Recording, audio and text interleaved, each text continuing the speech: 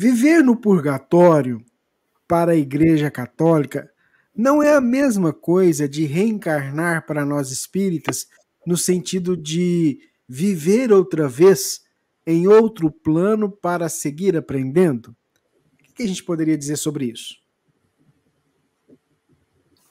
Olha, a visão do purgatório apresentado pela Igreja Católica não é assemelhado à ideia da reencarnação, porque o purgatório é uma instância espiritual experienciada pelo espírito após a morte.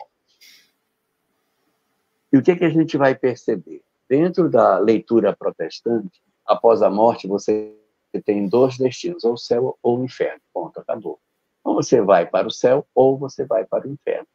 Mas a Igreja Católica tem três destinos. Tem o céu, tem o inferno, mas tem também o purgatório, que fica uma condição intermediária.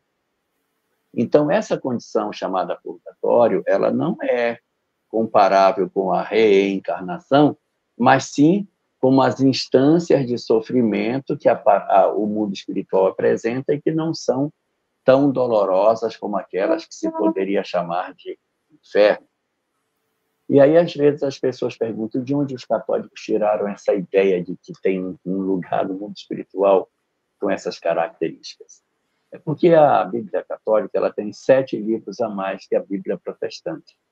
E entre esses livros a mais, há 2 livros que são muito significativos, chamados os livros de Macabeus. Macabeus 1 e Macabeus 2, que contam uma história que não importa hoje, sobre uma libertação dos judeus do jugo promovido pelo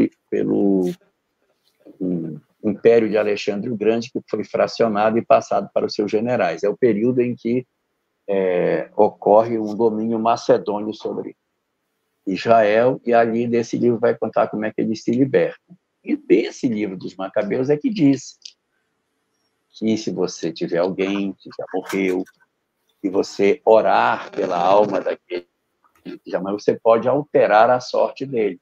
Que as orações dos chamados vivos têm o poder de alterar a sorte dos chamados mortos, e que os chamados mortos, agindo do lado de lá da vida em favor dos chamados vivos, podem alterar a sua condição e se libertar do processo de sofrimento em que se encontram. Tanto que os judeus têm como hábito, em todas as reuniões, essa reunião foi feita em prol da alma de fulano. É muito comum cerimônias, ritos, trazerem o nome das pessoas pelas quais se ora, na expectativa de elevá-las no mundo espiritual. Então, o chamado purgatório, ele é muito mais próximo dessa leitura de que após a morte a situação das pessoas pode ser alterada, que é um princípio fundamental dentro da doutrina espírita, e muito menos do que o mecanismo da chamada reencarnação.